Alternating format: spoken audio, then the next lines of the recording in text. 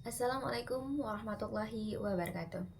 Okay, I am Nur Hasanah, and today I would like to explain about critical reading and writing in digital age. The first slide, who is this book for?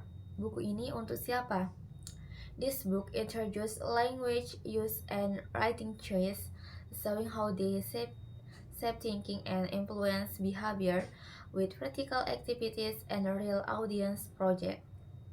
Buku ini memperkenalkan penggunaan bahasa dan pilihan dalam menulis, serta menunjukkan bagaimana hal tersebut membentuk cara berpikir dan memengaruhi perilaku dengan kegiatan praktis dan proyek yang ditujukan untuk audiens nyata. Jadi buku ini tuh ditunjukkan bagi pembaca yang ingin memahami bagaimana bahasa dapat memengaruhi cara berpikir dan bertindak dalam kehidupan sehari-hari. The next, what is critical reading and writing? Apa itu membaca dan menulis kritis? The title is ambiguous because critical means evaluating and questioning assumption, and it relates to global crisis, showing how texts reflect ideology and power and can be challenged through media and creativity. Judulnya ambigu karena kritikal berarti mengevaluasi dan mempertanyakan asumsi, serta berkaitan dengan krisis global dan bagaimana teks mencerminkan ideologi kekuasaan dan bisa ditantang lewat media kreativitas. Jadi, membaca dan menulis kritis membantu pembaca memahami bahwa teks tidak selalu netral karena sering mengandung ideologi atau kepentingan tertentu. Next, how can I use this book? Bagaimana saya dapat menggunakan buku ini? This book is used interactively to learn how to analyze and write text, develop critical awareness of language and ideology, through exercise, discussion, and writing projects.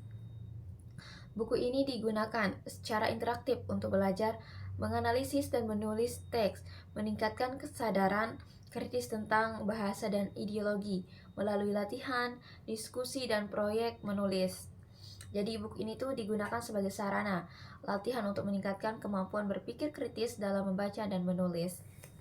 Next, portfolios. Portfolio electronic.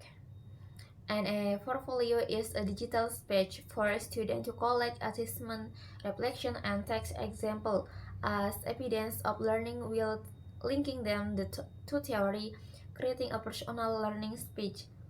E-portfolio adalah ruang digital bagi siswa untuk mengumpulkan tugas refleksi dan contoh teks sebagai bukti pembelajaran serta menghubungkannya dengan teori sehingga menjadi ruang belajar pribadi. Jadi, e-portfolio membantu siswa mendokumentasi iklan hasil belajar dan melihat perkembangan kemampuan mereka dari waktu ke waktu. Next, describing text, interpreting discourse, and explaining ideologi. Mendeskripsikan teks, menafsirkan wacana, dan menjelaskan ideologi. The first level description or semantic is understanding the form and meaning of words or sentence in the text. At this stage, we answer the question, what does the next mean? Jadi, tingkat pertama deskripsi atau semantik adalah memahami bentuk dan makna kata atau kalimat dalam teks. Pada tahap ini kita menjawab pertanyaan, apa arti teks tersebut? Jadi, tahap pertama analisis berfokus pada pemahaman makna dasar sebelum masuk ke analisis yang lebih mendalam. Interpretation or pragmatics. Interpretasi atau pragmatik. The second level interpretation or pragmatics is interpreting the writer's intonation in communication, such as who the next refers to and what mission to writer want to convey. Tingkat kedua, interfaksi atau pragmatik adalah menafsirkan maksud penulis dalam komunikasi seperti kepada siapa teks tersebut ditunjukkan dan pesan apa yang ingin disampaikan oleh penulis. Next, description. Deskripsi. Level 1 description focus on language and structure in news, including word choice and how people are presented, such as labels for Christopher Reeve and others roles. Jadi pada level 1 deskripsi berfokus pada bahasa dan struktur dalam berita, termasuk pilihan kata dan cara tokoh ditampilkan, seperti label untuk Christopher Reeve dan peran tokoh lain. The next at the first level description. Pada level pertama deskripsi. At the first level description, the focus is only on the text form and linguistic features, the layout, sentence structure, and word choice, so it is a news report. In short, this level only examines structure and wording, not meaning or ideology.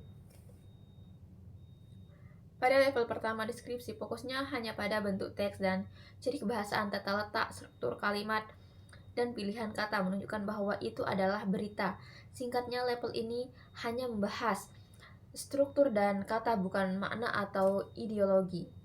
Jadi tahap ini digunakan untuk mengenali karakteristik teks tanpa membahas makna tersirat atau ideologi. At the second level, pada level kedua, at the second level, readers make inference to understand implied meaning, even must be reordered. Christopher Reeve fall is interpreted as the cause of his injury, and details about relationship might suggest or control facial interpretation. Pembaca membuat inferensi untuk memahami makna tersirat. Peristiwa perlu diturutkan ulang.